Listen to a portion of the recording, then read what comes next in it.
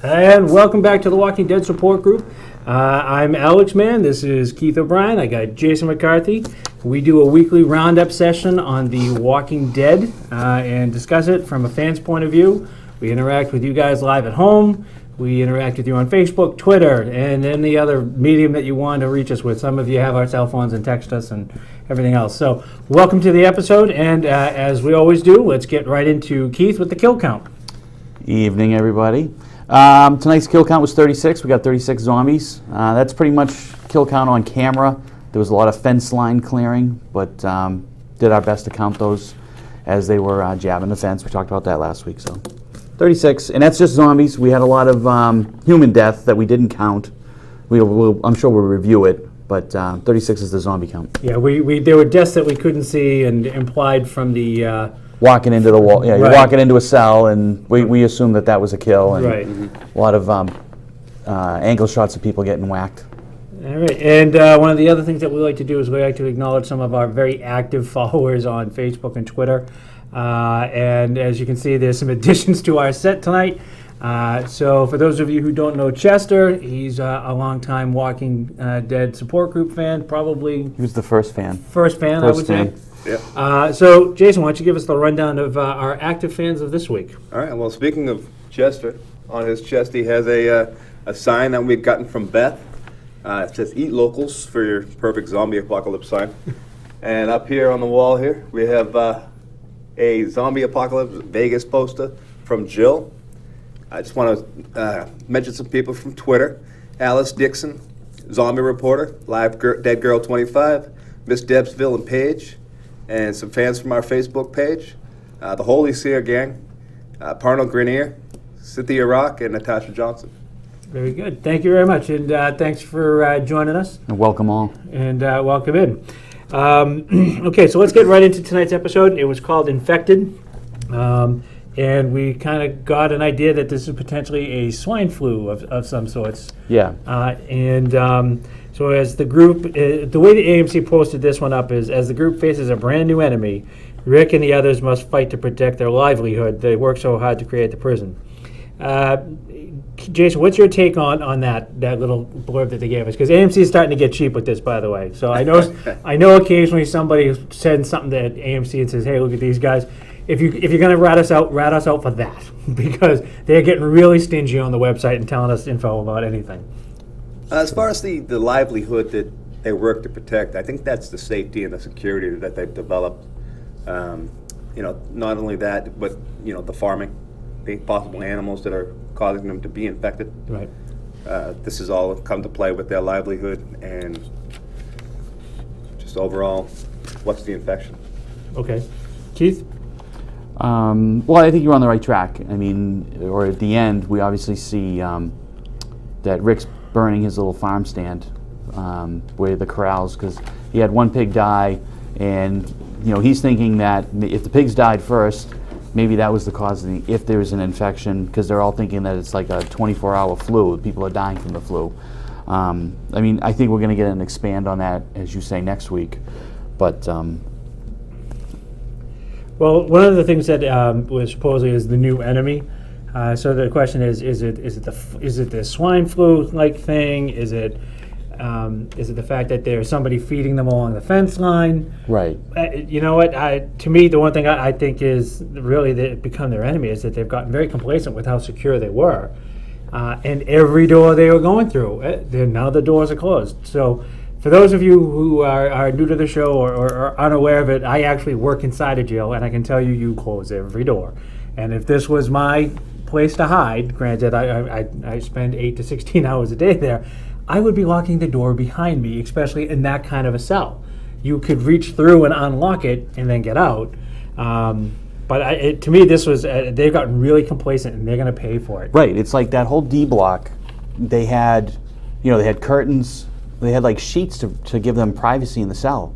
But in reality, they should, like you said, I agree with you. They should be shutting the cell and locking it behind them, or at the very least, locking them. Right. We see walkers walk through things or push their weight as we see the fence, and they just walk through the sheet. If you had a cell that, Alex has more experience than me, but I mean, they open out. They don't open in.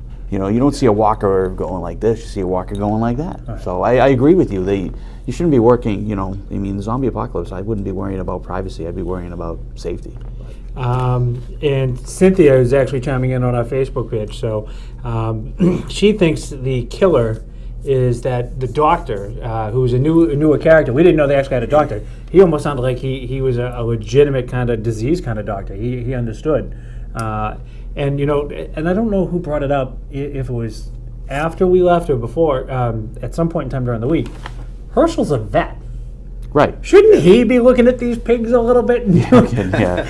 I'm just- Not anymore. You know, how did we miss that? I feel bad we missed that. That's just bad. That's true. If I can elaborate a little bit on what Cynthia said, I think that whoever has burned those two bodies at the end, to me that would seem to be the doctor. But wouldn't the doctor need to check with somebody before he starts burning bodies? Well, No, doesn't he? I well, think but- everyone's but- acting yeah, on their own. They're at this only point. acting on their own. Is he doing the same thing that Rick just did? Rick thinks it's his little pig farm, so he's burning.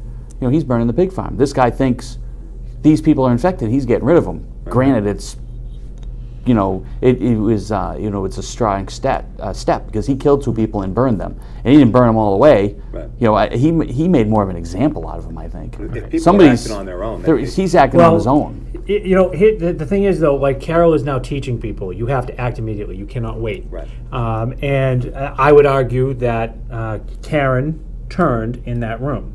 Could, yeah. And because there was like blood where the face was, Yeah. so if she had that flu because she was coughing, then it would have been there. And you know what? The odds are, you know, it could have been that doctor, it could have been Herschel. I mean, but somebody who had access to the gas. So that's why I think it's one of the key players and not maybe the minor guy. But who knows? We'll find out hopefully. Why drag them all the way outside and then burn them? Why not just Dramatic kill 'em right effect. next? Well, if you burn them in the cell, you've now ruined that cell that you may need to use again. You know what I mean? Are you trying to destroy the flu? 'Cause Well, you just need to stab them in the head. well, no, you destroy the walker that way. But if it's a flu, I mean, that's why I think Rick was burning the piglet farm or the piglet bin. Is if they're sick, you're supposed to separate them. You know, an obscure reference to The Unforgiven, when Clint Eastwood had the pig, he told his kid, if that swine starts to show a sign of being sick, separate him immediately. Separate immediately. And that's the thing. Rick saw Violet, which we'll all mourn. Why not throw Violet to them instead of the piglets? I didn't have bacon all week. Yeah, you're going to hear a lot of references to bacon tonight, folks. I would apologize, but I'm not gonna. Don't have to. All right. So I think we've beaten that up a little bit. There was a point made later on. Exactly. Let's clear that. clear that up. Let's move on to other stuff and things, because you knew I had to. It's pretty good. There was a point made by Chris, who's in our control room, doing the executive director work back there. Him and some of his friends are actually talking about the walkers with the bleeding eyes, and we finally, and I feel a little bit vindicated because they did say, "Oh, look, the eyes are bleeding." Milton mentioned it last season when they had the pit of walkers, because he said it to Merle. And I don't remember it then either, but you know, I don't remember it either. fortunately, it was being rebroadcast, so you know, you can see it. Over and over.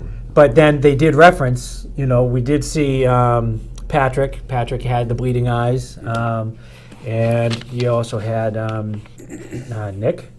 Nick Was Nick the Nick? bleeding eye? I don't know if Nick was one of the bleeding eyes, but Or- then there was another person in the cell that had bleeding eyes Right. when Rick killed him with the knife. You know. Right. So it's obviously, and you know, Rick brought up a good point. Maybe we got the pig sick. Maybe Right. Maybe know. we get. and Herschel made the reference to But is we mean pigs him? and birds are how these things spread. Right. But they showed Rick. You know, he's getting like. You know, he's feeding the pigs garbage. He's feeding them the worms. You know, when he says we got the pig sick, he means him and Carl. Right. Because he Right. said in the beginning, he goes, "I got things to do." Well, can I go do this? And he said, "I'm sorry, I meant we have things to do." Right. Remember, You know, too, in the that beginning. the pigs are also the most like humans in their Right. body makeup. Right. So, all right. We got that. So for tonight, what was your favorite moment, Keith? My favorite moment of the show was when Daryl was digging the grave and Rick came to talk to him. So Daryl was talking to Rick, saying that, you know, you've earned it. You want to take a little vacation. You've earned it. And then he said to him, you know, but when the stuff, happens, you're the man there with the shovel, and right away they got the fence going down. He runs right out there to help with the fence, Right. and then he says, "I know what to do." Rick always knows what to do, but Rick always tries to be, Rick's always been trying to play both sides of the coin. Right. Here we are in season 4. He tries to be good Rick and in charge Rick and make decision Rick. And sure enough, what does he do? Get the truck, makes a decision. Well, I think Rick is at that point where he realizes that, it's like that warrior code. You've seen it with, all the, samurai movies and everything else, where the warrior, he's tired of war and he's tired of the bloodshed, and he just wants peace, and peace will never be with him. That he's a true killer, this is what they do, Right. and that this is their mission. And if you didn't do those things, and that's what Daryl was saying, you got us to this point. Correct. You were the first who First made this ones happen. made it happen. You got were the us here. proactive. Right, you got us here, you deserve it. Right. You did this, you deserve it. But when the crap hits the fan, Rick's right there, side by side. He wants him there every moment, but he's allowing him to take that time. He's made that decision. Right. Daryl, has made that decision. Jay, what's your favorite moment from tonight's show? I had 2 little ones. They're just both funny to me. We like funny. Very funny. The cheese grated, your words, the cheese grated zombie. Oh, yeah. Goes to Going the through the fence, fence. yeah. And Michonne's face when she first started holding the baby, before she got all sentimental. That was Oh, the priceless. ick? The ick look. Ugh. I can't believe I have to do this. Yeah, that was certainly interesting. And that was one of my favorite moments, too, was Michonne, up until this point, has been very tough. She's also shown good signs towards Carl, being very caring. And we're not the only one who noticed her little banter back and forth with Rick at the last episode. That's actually an ongoing joke, apparently. There was an interview with Ann Hurd that, if you follow us on Facebook or Twitter, I put up the link to it before, where they're talking about the romance, and that was one of the things that was driving a lot of people nuts. Was, but at this point, obviously it's playing into their complacency. Is that they now have time for those kind of intimate connections. So Daryl and Carol, which is, I know Sandra is dying to know, they get hooked up. There was a picture from behind the scenes of them two kind of almost kissing, and that set off buzzwords everywhere. But it's been nicknamed immersion of Carol and Daryl, so it's CA with the RYL for Carol, Yeah. which I thought was funny. But they were calling it Rishon, Rishon. for Rick and Michonne. And Ann Hurd was not ruling it out that there was a potential for that something to happen. But I think if any of the characters are going to kind of hook up, I'd like to see Rick and Michonne hook up. I think she's actually a good connection for him. She's exceptionally loyal. She's fierce. She understands that you kind of have to act. She is a good support system. You saw her with Andrea. She does not turn her back on people. And she has this connection to Carl, with, bringing him back comic books, and when she saved him in last season in that store, that general store, to get the picture back. She, I think out of everybody there, she has that connection to them best. And now she had to hold Rick's baby. And you're right, she was, ew. Ew. But then she started crying, and obviously, and we all kind of assumed that there's some kind of, a death or a loss of maybe a child or something for Right. her. Personal loss. And that's obviously with her crying. They're not going to let us go on that one. That's going to come out. But one of the side conversations that came out of that on Facebook, where people were asking, actually and on Twitter too, people were asking about what we thought about Judith crying, or now as they're calling her Judy, which took me a second. I'm like, which one's Judy? Yeah, and that's then I went, exactly oh yeah, right. Yeah, Judith. Judy, yeah. So Judith was crying, and people were like, oh my God, she's sick. Here's my take. I don't think she's sick. I've had 4 kids, and this is about the age bracket where they start teething. That's my guess, but what do you guys think? I don't think she's sick. She's just a 1-year-old in a crazy mixed up zombie apocalypse world. Jay, what do you think? I can't see them making her sick. Oh, I totally can see them making them sick. Yeah, that's the Yeah. wrong thing. Yeah. The good news is if she does When get did you sick, think they started caring? That's true. But if she does get sick, she doesn't have any teeth. So that's going to be good. Oh man, I didn't see that coming. I didn't see that. And that's why you're the hot one. All right, so since Carol was kind of a big feature of tonight's show, there was I have some memes that I've created and I sent out. One of them has been seen. One is going to be original because I actually want to see their reaction to it. So Control Room, if you could bring up the first one with the chalkboard. This is Professor Carol, and if you would just take the graphic down so people can see our thank you. How to kill a zombie. It's up on the chalkboard for Carol to teach class. Story time with Carol. And well, that's next. That's next. If you could bring up story time with Carol. Here it is, story time with Carol. Patrick, what story should I read? And if you look at that, it's the zombie apocalypse, how to kill zombies, and Jack and Jill go up the zombie hill. So it's one of these things where Carol, with the loss of her child, Sophia, and the loss of everybody else, she's taking a more proactive stance. We can take that down, thanks. She's obviously taken a much more proactive stance, and it's certainly going to be controversial because she's teaching kids how to kill. But if you don't in this situation, they're going to die. So there's this moral dilemma. I don't know if I'd want to be teaching kids because you just had Rick not wanting his son killing people. Yep. You know, his son very well may have killed an innocent kid in last season, and Herschel was mad, which is why the gun was away. I think she was smart to use Carl to get to Rick and kind of persuade him to let it happen. And by the reaction, as soon as Carl talked to him about that, his dad gave him back his gun. Right. And his dad strapped on his belt. Right. You know, so I think that's his answer to what Carol's doing. Keith, what do you think? On what? As far as the Carol Right. teaching how to kill. I think it's a good point for it's a good Because she got real intimate with that dude's two girls. Yeah, no, I mean I think it's a good character role for her because she's seen a lot. You know, from the storyline of the show, she's seen a lot. She's a major character, so to put it out there that she's going to teach these young kids how to protect themselves because unfortunately she did lose a child because in the beginning of the zombie apocalypse she didn't really protect her kid that well, plain and simple. And if you look at And now she wants to have these girls, what did I say? The new Maggie and Beth. Right. Even though one of them is a liberal girl. not so much now. Well, I got a theory on that. Somebody did post it on, Billy posted it on Facebook, and I was thinking over there is, who's feeding the rats? And I think it's liberal girl. Oh. I mean, the only problem I have with that theory is a male zombie stands high and she's a little girl. But they did show kind of a height difference when she's out there. She gets a flashlight, she captures a rat. I mean, and she goes, I'm going to feed him. I'm going to feed Nick. I'm going to feed Nick. Because then later on, she sees Nick.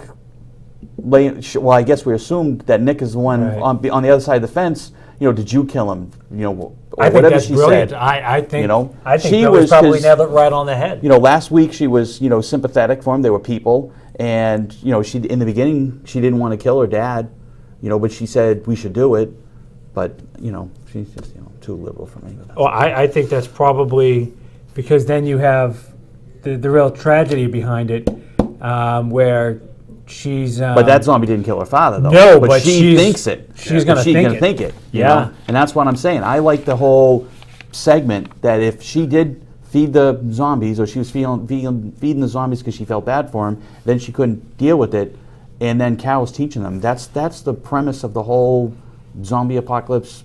Save yourself, or save your group, or survival. And in the end, we see her take the knife away, which was bad for her because she didn't give her anything to hold it, and we'll get to that later. But I do like Carol's role in this whole thing. Kirk, who is one of our followers, who's actually probably watching live right now, had a great point.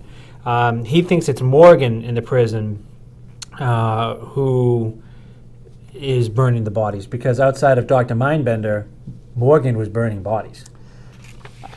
I can agree with that, but well, we know Morgan's coming back. We know Morgan's coming back. We all know Morgan's coming back because because Winter's Son is gonna, that's not going anywhere. That show's good done. answer. That's good. But that we know is now Morgan's Walking coming back. Dead. But they seem to think that the perimeter is safe. But even though they do walk the perimeter, so I wouldn't put it past Morgan slipping in and doing that. But my take on that is It's a stretch. How did Morgan know that these two people were sick? How did he know to kill those two people? Well, if our earlier statement is right that Karen had turned, If she turned. if she had turned, he would know. But who's the other person then? We all know it's Karen. Who's the other person? That's got to be somebody else from the block. They said that somebody Yeah. else was sick.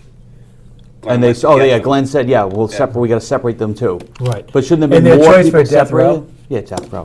But Well, no, they were separating the ones with the cough. Remember, they said so and so was also coughing, and so they went and said, "Okay, we'll talk." we'll go to her get him. too. Yeah, but now there's only 2 people in that cell block. There might have been Maybe, yeah. because they're Separate waiting them for one at a someone time, to one at a show. time. Yeah. They're isolating themselves from the others because they have the potential of being sick. Correct. But they're still that front line of going out and doing the defensive work. So, I mean, time will tell. But that could very well be a good point. That could be how they're bringing Morgan back in. If they brought Morgan back in, we know Morgan's really good at killing them. Yeah, clearing. Clearing. Another post from a local fan, Vinny, who is obviously watching us live at home. Evening, Vinny. How's the bowl of ice cream? Huh? What did Vinny post? Vinny posted, Carol looks a bit like Jamie Lee Curtis in that picture. So my question to Vinny is, because I'm sure he'll post right back or text me, who do you like more, Carol or Jamie Lee Curtis? I'm just curious. Maybe he likes them both. All right, so next week's episode is called Isolation. And what we usually like to do is make predictions that are absolutely, completely wrong. But this one I think is a little bit easier. I think we can kind of figure out what the isolation title means. That now you're going to start individually feeling isolation. Your people will be individually isolated. And the question is really, who can you trust? Because if somebody has a little sniffle, are they going to turn on you? It's certainly bizarre. Jay, what do you think is going to happen for next week's episode after? To me, I'm going to keep this simple so I have a slim chance of being right. Isolation. It's a prison. They're talking about quarantine people. So that quarantine, that's your isolation. You're going to be put into isolation. And that's also, they're going to put them in A block, which is death row. Isolation. Kirk says, Carol, because Jamie Lee Curtis. No, I'm not going there. Jamie Lee Curtis. God. Nope. No. What? No. Hi, Kirk. Got me. Almost got me. The power of live television. Right now, I know he's rolling on his couch. What, you going on Netflix to watch Trading Places? Something, yeah. So a point I brought up a little bit earlier, what we do to prep for this show is we'll go on like AMC.com. Obviously, we read any feed that comes up about The Walking Dead and go from there. But this year particularly, AMC has gotten very stingy with what they're putting up there. So, we've had people at the WalkerCon down in Georgia for the premiere night. They were sending us some spoilers and some information. But I don't understand why AMC is going to get so cheap on this, because literally, as we know, they like to take a big break. So for those of you who don't know this, we do know what will happen is we have 6 more weeks, and then they're taking a break until February, probably mid-February, and then coming back for another 8 weeks. So they love doing this to us, and they try to introduce other shows. Give us something. Give us something to kind of wet our teeth about being excited about the next episode. So we'll see what happens there. But another good source is IMDb. They give you cast listings and upcoming info, but they're not going past episode 4. And in fact, it's called episode 4.S or something silly. So I think they went Apple on us. So another feature that we've added, since we can no longer say where's Carl, is we've added our new favorite character and why. Keith, you got one? We didn't have any new characters introduced, but what I did write we down. have the Doctor. We have the Doctor, whoever he is. What I wrote down for favorite new characters and why is the old characters are changing roles. Okay. And they're technically new characters, let's say. We've got. It's funny because they have that little council, and it's really just 4. It's Herschel, Daryl, Glenn, and Carol, and then whoever was with Teresa's sister. Yep. So she's like, I guess, the 5th vote. So, but you got in the beginning, obviously at the end we see Rick reverting back to his old roles. He gives Carl his gun and takes his own gun out. But Rick became a farmer, and they're becoming council members. And it's just like and Carol has become the teacher and how to protect the children. It's like these old characters are becoming new characters with new roles. That's what I wrote. Well, down. and to add to your point, you've got Maggie saying the reason why we survived was because we're afraid, and I don't want to live being afraid. And so that's a big change for her. And if you look at Beth, Beth says, well, I'm not going to cry anymore. Not gonna cry and, anymore, and that's right. a switch. But then Beth is, walking around singing lullabies to Judy, which, Bad, by the way. why does everyone keep making noise? You know, You there's got the alarm walkers. clock. You've got an We got alarm clock singing. Singing. We got a crying baby. That's enough. Right. That's gonna draw him in. And Rick's just gonna. Rick sacrifices Mo, Larry, and Curly. Right. Okay. So Rick sacrifices Mo, Larry, and Curly Piglet, and they're out there in the field mounting on him. So what's the first thing he does? Let's build a fire and draw him back in. A little walking kumbaya. I guess they think the fence is back to supported enough, but dumb move. Well, I can tell you the pic I saw on IMDb for episode 4, even though it doesn't have any information, has a picture of them still at the prison. So we do know they're going to leave the prison this season, but obviously not by episode 4 if IMDb's picture is correct. Well, So. that has to be reduced in size by then. I mean, there's something. Oh, well, yeah, they're going to be, but the other thing is we know that there's still more characters coming. Right. Because they've announced some of these new cast members from other shows. I think they're getting somebody from like the Vampire Diaries or Twilight. I think we're getting one of those characters or actors. It's not the big one, so you may end up liking them. I guess I don't know. Jay, what was your favorite new character and why? I went with Karen. Just the bravery that she showed when they told her that she needs to be segregated. Her first thought was, understanding and here's who else is sick. Right. We need to quarantine them as well. Always she's kind of just put the group ahead of herself and everybody else. Okay. And you know what? I'm going to say this is a new character. I'm going with Walker Patrick. Walker Patrick showed us a new kind of stalking technique. And you brought this up in the room and we've never really talked about it. How do they know where to follow? Because he's not sentient. Like he doesn't have Patrick's information in his head. So how did he know to follow her back there? I mean, obviously we're assuming that there's a couple of pathways here, so it can't be just a straight shot. Right. So how did he know to follow her? Is it a scent? Is it something else? And I thought that was a great point that you brought up. Was how did he do that? But when he got into the room. And he bit the guy that was taking the nap and going back to why don't you lock the door? Yeah. Right. If you're going to be at your most vulnerable, lock the door. They can't get through that door. That was bizarre to me. But he bit him in the neck, and then he basically eats out his insides. Yeah. At what point can you do enough damage to somebody that was living that they're not going to get up and move? How much can you do to that body before they stop being? I mean, if you go back to the very first season where it was literally that half of a body with the spine. The first Walker they Right. saw, yeah. That was. At some point, there's got to be a way. Does the hand keep moving? In the thing. I mean, when does it end? Well, we know that just the head can move because Right, the head in the bag. The governor had the head in the bag. The governor had the heads, and even the heads that didn't have any damage to the brainstem, they would still move inside his little fish tanks. Right. So I don't think we've ever seen just a body walking around. Except Chester. Are these things? Are they also adapting? I mean, the first thing that Walker Patrick did was rip out his throat, and then he started eating. They just. I think fall on that's what he them, saw for though? Flash. That's what he saw. Because he first. had the blanket up.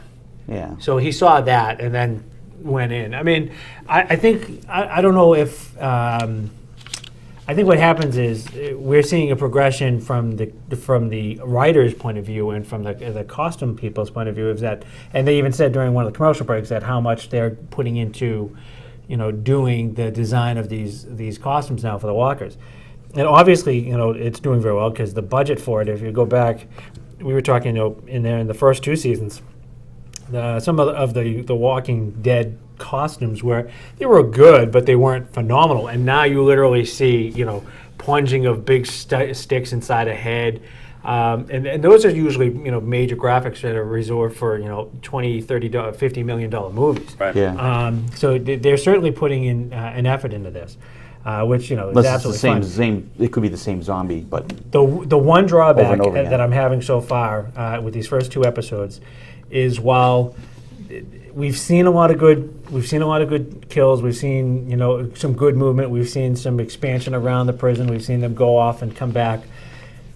We still don't have the good dramatic storylines outside of Carol, as far as I'm concerned, because I think you're right that her development is really good. But like we had underlying story tones from all the different genres of literature, and we just don't have that right now. So we started to notice the loss of Kirkman on the episode because he's not writing anymore, right? Well, I think he is, isn't he? He's now in development for the other show. Oh, yeah. He did say he did halfway through of last season and then stuck around. But I just don't see, like, we always had great philosophical discussions about Shakespearean undertones and biblical undertones. Biblical tones, yeah. And the other thing is, why isn't Herschel all of a sudden back to God yet? I really expected him. If everyone else is kind of settling in, you figure he would have found God again. No, but he did roll right back into. I think somebody put it online. I don't remember who.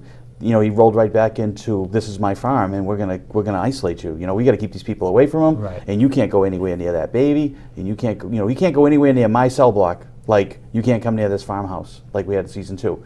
And I agree with it, but it kind of goes back to like how we touch on the network and what they put out and the money that's being spent. The ratings, as we all know, draw TV, and it, right. Aside from the fact that this show is a great zombie preparedness, so pay attention on how to survive in survival. But they're putting a lot of money into zombie attacks, killings, and maybe they're just spending less money on that biblical undertones. I'm just hoping that the just storyline, as we get further into this, we start I think getting it that will. undertone, because those were always great. Because you wanted to see how that story was going to develop. Right now, I think we're kind of trudging through, coming back, and tying up loose ends. And it's just right now the storylines aren't great. I'm certainly enjoying like the mashing of the heads and all that. I mean, yeah, everybody's enjoying it. I mean that's what it is. But, it's coming down to an enjoyment factor. But I think even I had read it once, I think I read it online someplace. I can't remember where, and I'm pretty sure I read it, that they said that they were going to maybe get away from the storyline in the comic book and make it kind of like its own thing. And that's where I had hoped, and I think we talked about it before, that it would stick with that, like you say, the biblical and the theatrical, lyrical. A literature background. Literature background, Right. sorry. But I think these first 2 episodes, where it's been a hype for the summer, the AMC's losing of one great show, Breaking Bad, and Mad Men's going. And they definitely put a lot of time and effort into Low Winter Sun. They put a lot of money into a bad cop show in Detroit. Go figure. So I think they throw out 2 quick episodes. They promote it. They tell you what's going to happen, and people are drawn into it. They probably gained 500,000 fans. And that's not Jason. This is Keith, by the way. Thank you. Yeah. They look so much alike. And that's how you And by the way, produce. since we actually do border on a national audience later on in the week, I have one question for our fans. If you've ever seen any of the Sonic commercials, does he not look like the guy who's always riding shotgun in the Sonic commercial? No way. Yeah, way. No way. Yep. I agree. Yep. I see? agree. I've You seen agree? it. Yeah. Whatever. We'll make memes of that next week. Memes. Sonic guy and me. Put the other Sonic guy right next to me. If I'm the passenger in the Sonic guy, we'll have a vote. There Make you a go. poll out of it or something. We'll have a new segment. So we are running a little bit over tonight, but fortunately I don't have to work. But we'll start wrapping it up tonight, and what we usually do from the end of our episodes is, what did you learn tonight? So Jay, what did you learn tonight? I'm going to throw this out there. It may be a wild goose chase, but I think we might be looking at the bubonic plague. When you're around death as much as you are, and it starts to take hold. Right. And this certain foreshadowing of some of these events, bring out your dead. They took the bodies outside, and then they burn them. Yeah. Speaking of which, since you said bring out your dead, shame on us for missing the 3 questions. What is your favorite color? What's your favorite? How did we miss that? That's been everywhere. We missed. Yeah. What is your favorite color? What is your? And I really should have this right now. You should have it. I- If you're gonna bring it up, you should have it. What is the average wingspan of a swallow? And what is your favorite color? And I'm being chastised by the Executive Monty producer, Python. he's writing it feverishly in there. Yep. Well, anyways, Keith, what did you learn tonight as I'm being scolded by an 18-year-old? We need a Color, name, and quest. What is your color, quest? name, and quest. But We need like wingspan of an African swallow. A swallow was there because he said, "Is it a European swallow or an African swallow?" I don't know, and off he went. I have a couple, and I'll go for, well, first we got Billy, who always says he's going to come up, and he's never here, so when he watches this rebroadcast online, he wrote, what he learned tonight is never bring flowers to a barbecue. I think that's, I really think that's bad, Billy, and I'm not That's going to awesome. I'm not going to include what else he wrote. You go to the Walking Dead support group on Facebook, you can find Billy. His name is Vasilios, because it's Greek. And Camperides, whatever, how you want. I always say it wrong. So he writes that. And Vinny writes, Vinny DiGiacomo, what I learned tonight, when we have to start giving up bacon, is there really anything left to live for? Vinny, like I said, you can be on my zombie team. I got plenty of bacon. Plenty of bacon, plenty of ammo. And then what did I learn tonight? I got two things now that we're talking about the control room. Number one, prison fences can be overrun. Yep. In the wrong direction again, which is weird. Nobody wants People to go to breaking into prison. prison. People breaking into prisons, but they can be overrun. So for all you Walking Dead sport fans that are in prison with Alex, Hey. they can go both ways maybe on the fence, you know? Ooh, that's funny. And I think we need a camera in the control room so we can find out what's going on in there. Maybe we should do that one thing, just have a camera in the control room. And the one thing I learned tonight, and I know I share this with Alan because he posted it during the show, was that even zombies need bacon because Rick was throwing out the piglets like there was no tomorrow. And you know what? I guess we can reference the nursery rhyme, Three Little Pigs. It wasn't wolves, it was zombies. And you know what? The zombies will get around the brick wall, I guess. Yeah, I went with Mo, Larry, and Curly. Yep. We should have been the Three Little Pigs. On behalf of Jason McCarthy, the hot one, Keith O'Brien, the Sonic guy, Sonic guy. and I'm apparently killing the control room. I'm Alex Mann. Thank you for joining us here on the Walking Dead Support Group, where the conversation will always continue over on Facebook and Twitter. And thank you to everybody who is really just joining in and making it so much worth our while to be up here, for sending us all these little sets, props, and thank you very much. Have a great night. I'm hanging that in my Thank you. Good office.